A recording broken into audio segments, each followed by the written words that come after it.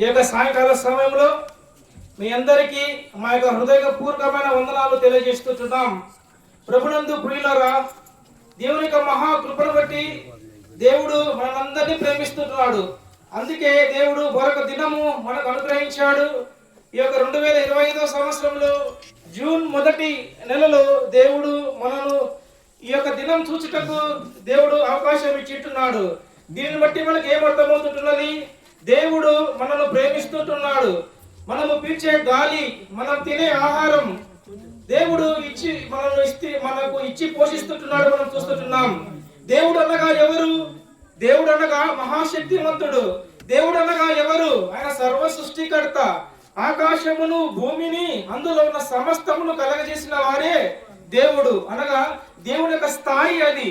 దేవుడు అనగా పరలోకమందు ఉన్నవాడు. ఆయన పరలోకమందు ఆసీనుడై ఉన్నవాడు. ఆయన ఒక గొప్ప దేవుడుగా ఉంటున్నాడు. మనం ఆలోచన చేస్తే పరిశుద్ధ గ్రంథమైన బైబిల్ ఏం తెలియజేస్తుంది అనగా ఆయన మహాపరిశుద్ధుడు, పరిశుద్ధుడు, పరిశుద్ధుడు అని ప్రతిగానములు చేయబడుతున్న ఆ గొప్ప దేవుని గురించి మేము ఈ యొక్క సాయంకాల సమయంలో తెలియజేయుటకు ఈ యొక్క సమయంలో మేము ప్రకటిస్తున్నాము. ప్రియమైన గ్రామస్తులారా, వింటున్నారు కదా? ఈ యొక్క దేవుడు ఎవరు అనగా ఆయన పరలోకాన్ని ఇచ్చుటకు దేవాది దేవుడే. ఆయన సర్వమును వదిలి మానవ రూపిగా శరీరధారి అయి ఆయన ఈ లోకంలోనికి ప్రవేశించాడు.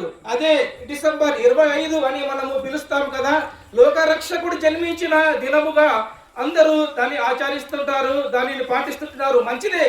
ఆయన ఎందుకు ఈ లోకంలోనికి ప్రవేశించాడు అనగా పాపలను రక్షించుట కొరకు యేసుక్రీస్తు లోకములకు వచ్చిన మాట నమ్మదగినది, పూర్ణాధికారములకు యోగ్యమైనది అని పరిశుద్ధ లేఖనాలు తెలియజేస్తున్నాయి.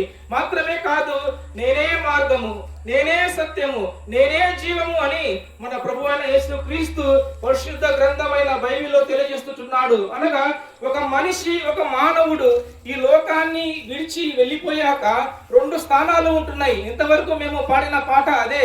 నిత్య గమ్య స్థానాలు 2 ఉంటున్నవి. ఒకటి నరకము, ఒకటి పరలోకము. అనగా మోక్షము. మోక్ష భాగ్యము కావాలి అంటే అది దయచేసేవారు ఈ లోకంలో మన ప్రభువైన యేసుక్రీస్తు అని పరిశుద్ధ గ్రంథమైన బైబిల్ తెలియజేస్తున్నది. నా యొద్దకు వచ్చు వారిని నేను ఎంత మాత్రము త్రోసివేయను అని మా ప్రభువైన యేసుక్రీస్తు తెలియజేస్తున్నాడు. అయితే మనము చేయవలసినది ఏమనగా అని మనం చూస్తే లేఖనాలు ఏమని చెప్తుంటున్నవి అనగా అదేమనగా యేసు ప్రభు అని నీ నోటితో ఒప్పుకొని దేవుడు మృతులలో నుండి ఆయనను లేపెనని నీవు ఆయన యందు విశ్వాసం ఉంచుటే నువ్వు రక్షింపబడదువు అని మనం చూస్తున్నాం. అనగా విశ్వాసమే రక్షణ కావాలి. యేసుక్రీస్తు రక్షకుడని నువ్వు కేవలము విశ్వాసము, ఒక నమ్మకము. ఎందుకనగా లోకంలో మనం ఎన్నో నమ్ముతాము కదా. ప్రియులారా, వింటున్నారు కదా? ఎన్నో నమ్ముతూ వస్తాము. అలాగనే ప్రభువైన యేసుక్రీస్తు కూడా ఆయనకు ఏదో ఒక ధనం ఇవ్వాలి, ఆయనకు బంగారం ఇవ్వాలి, ఆయనకు ఏదైనా పొలం రాసి ఇవ్వాలి. ఇవాళ ఏం లేదు. రక్షణ అనేది ఉచితముగా ఉంటుండగా ప్రభునందు ప్రియులారా, గ్రామస్తులారా, వింటున్నారు కదా?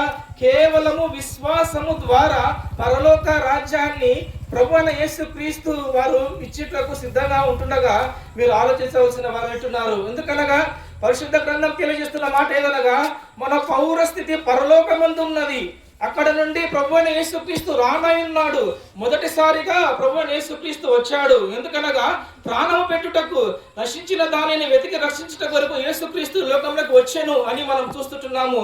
లోక పాపములను మోసుకుపోయే దేవుని గొర్రెపిల్లగా, అనగా మొదటిసారి గొర్రెపిల్లగా వచ్చి ఆయన ప్రాణము పెట్టాడు. ఆ కలవరి శిలువలో ఆ శిలువను మోసాడు. అందరూ కొరడాలతో కొడుతున్నా ఆయన సహించాడు. ఆయనకు శక్తి లేదని కాదు. ఇంతగానే మనం విన్నాము, చనిపోయిన వారిని సహితము ఆయన లేపగలిగిన శక్తిమంతుడైన ప్రభువైన యేసుక్రీస్తు నిన్ను రక్షించుటకు, నన్ను రక్షించుట కొరకు, సర్వమానవాళిని రక్షించుట కొరకు ఆయన మౌనము వహించాడు. ఆయన తల మీద ముళ్ళ కిరీటము పెట్టారు, ఆయన మౌనము వహించాడు. ఆయనను హేళనగా మాట్లాడారు, ఆయనను మౌనము వహించాడు. కేవలము సర్వమానవాళిని రక్షించుట కొరకు ఆయన రక్తము ద్వారా పాపము. ఎందుకనగా రక్తము క్షీణింపబడకుండా పాప క్షమాపణ లేదు. రక్తం యొక్క ప్రోక్షణ జరగాలి. ఆ యొక్క పరిశుద్ధుడైన ప్రభువైన యేసుక్రీస్తు ఆయన తన ప్రాణాన్ని పెట్టి ఉంటున్నాడు. ఆ కలవరి శిలువలో ఆయన వేలాడుతూ సమాప్తము అని బిగ్గరగా కేక వేసి ఆయన ప్రాణము విడిచాడు. ప్రభువైన యేసుక్రీస్తు ఆయన ప్రాణము పెట్టాడు. అని మనము లేఖనాలు చూస్తుంటున్నాము. అలాగే ఆయన సమాధి చేయబడ్డాడు. గొప్ప శుభప్రదమైన నిరీక్షణ ఏంటనగా మరణాన్ని జయించి తిరిగి లేచిన ప్రభువైన యేసు క్రీస్తుని గురించి మేము ప్రకటిస్తున్నాము. మేము ప్రకటిస్తున్న ప్రభువైన యేసు క్రీస్తు ఆయన మరణాన్ని జయించాడు. ఆయన పునరుద్ధానుడైన దేవుడు, ఆయన సజీవుడు. ఆయన రెండోసారి రానంటున్నాడు. మొదటిసారిగా గొర్రెపిల్లగా వచ్చాడు, ఈసారి రెండోసారి యూదా గోత్రపు సింహము వలె ఆయన వస్తాడు. అనగా రక్షించిన వారిని అందరినీ పరలోకానికి తీసుకువెళ్ళుటకై ఆయన రానయించుండగా ప్రభునందు ప్రియులారా ఏం లేదు, ఆయన ఎందుకు విశ్వాసం ఉంచాలా. విశ్వాసం ఉంచినట్లయితే మనము రక్షింపబడతామని లేఖనాలు తెలియజేస్తుంటున్నవి. ఎక్కడికో వెళ్ళాల్సిన అవసరం ఏమీ లేదు. ఉన్న పాటున నీవు ఉన్న స్థలములోనే ప్రభువా నువ్వు నాకు కావాలి అని నువ్వు హృదయపూర్వకంగా ఇష్టపూర్వకంగా నీ మనసునందు నువ్వు విశ్వసిస్తే దేవుడు రక్షించుటకు ఆయన సమర్థుడుగా ఉంటుండగా ప్రభునందు ప్రియులారా, గ్రామస్తులారా, అక్కలారా, అన్నలారా, అయ్యలారా వింటున్నారు కదా.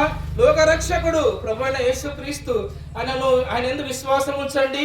ఇంకా వివరాలు మీకు కావాలి అంటే ఇక్కడ దగ్గరలో స్థానిక సంఘము క్రిస్టియన్ అసెంబ్లీ ఉంటుండగా ఇప్పుడు అక్కడ కూడికే ఉంటున్నది.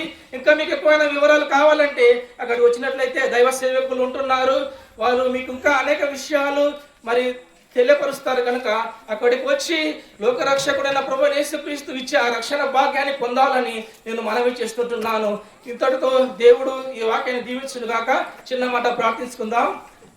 మహిమ ఘనత ప్రభావములకు అర్హుడమైన మా గొప్ప దేవ, సర్వ సృష్టికర్త, మీకు స్తోత్రము చెల్లిస్తున్నాం.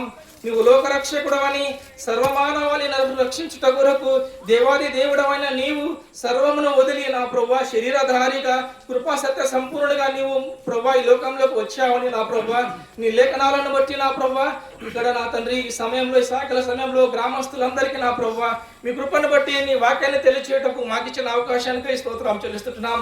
ఎందరైతే మాటలు ఎక్కడెక్కడ ఉండి విన్నారో ప్రభువా వారితో మీరు మాట్లాడండి దేవా, సహాయం చేయండి.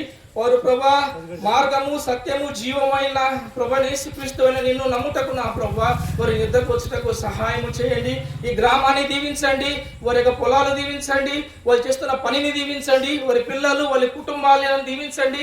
ఈ గ్రామము నా తండ్రి ప్రతి విషయంలో అభివృద్ధి పొందుటకు నా ప్రభా గ్రామస్తులందరినీ గ్రామ పెద్దలను అందరినీ దీవించి నా ప్రభా మీ కృపల వారందరినీ జ్ఞాపకం చేసుకున్నామని ఈ గ్రామము దీవెనలు చెప్తూ యేసుక్రీస్తు మహోన్నత నామమున ప్రార్థించి స్తుతించి వేడుకుంటున్నాము తండ్రి.